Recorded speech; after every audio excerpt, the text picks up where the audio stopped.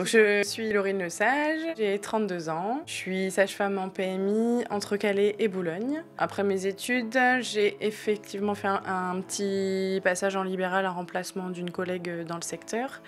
Et puis juste après, j'ai fait un remplacement d'un congé maternité en PMI, donc celle où j'ai fait mes premiers pas en tant que sage-femme de PMI. Et ça m'a beaucoup plu parce que j'aimais bien le lien qu'on avait avec les mamans, le travail d'équipe. En libéral, je me sentais un petit peu toute seule. Et l'accompagnement, le soutien de façon universelle. Je dis toujours, une sage-femme, c'est la gardienne de l'eutosie. Alors qu'est-ce que ça veut dire l'eutosie? L'eutosie, c'est l'état de grossesse. Et donc elles sont la gardienne d'une grossesse qui se passe bien.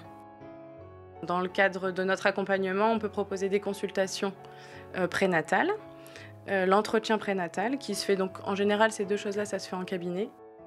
On propose de la préparation à la naissance. Ça peut se faire à domicile, ça peut se faire en atelier, en groupe, où on aborde les techniques de respiration, la théorie entre guillemets de l'accouchement, qu'est-ce que fait le bébé pour descendre dans le bassin, de la relaxation. En plus du suivi médical, ça en général ça se fait en visite à domicile, dans l'environnement et le lieu de vie des femmes. Et puis, on a aussi une mission d'accompagnement au niveau gynécologique au centre de santé sexuelle aussi. Une sage-femme en PMI, ses missions aussi, c'est donc continuer d'accompagner ce volet médical. Donc, on accompagne au niveau médical la grossesse. On réoriente si on détecte des pathologies ou des petits couacs de la grossesse et repérer les vulnérabilités, notamment au cours de l'entretien prénatal.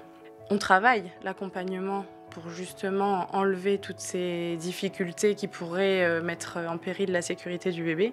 Parfois, c'est pas possible. Les patientes n'y adhèrent pas. Cette difficulté-là, elle est compliquée parce que quand on se rend compte qu'il y a un refus total de notre aide, ce sera pas possible. L'arrivée de cet enfant dans cet environnement où on refuse toutes les aides, ça c'est compliqué.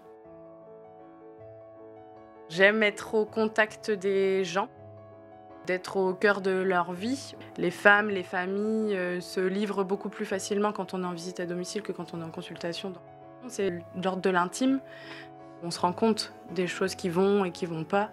Et c'est pas que un ventre rond avec un bébé à l'intérieur. Parfois, il y a des choses qui vont pas et ça se passe pas au cabinet ou dans le monde extérieur. C'est vraiment au sein du foyer. On essaye d'être vraiment ouvert le plus possible à tout public, de se rendre disponible, de favoriser le lien de confiance, leur expliquer qu'on est là avant tout pour eux. Donc on prend soin de la maman pour ensuite prendre soin du bébé. Moi, c'est ce que je dis tout le temps. C'est vrai que nous, on articule leur parcours au plus proche des gens et de proposer en tout cas nos services à l'ensemble de la population et pas aux plus vulnérables. C'est ça que j'aime bien.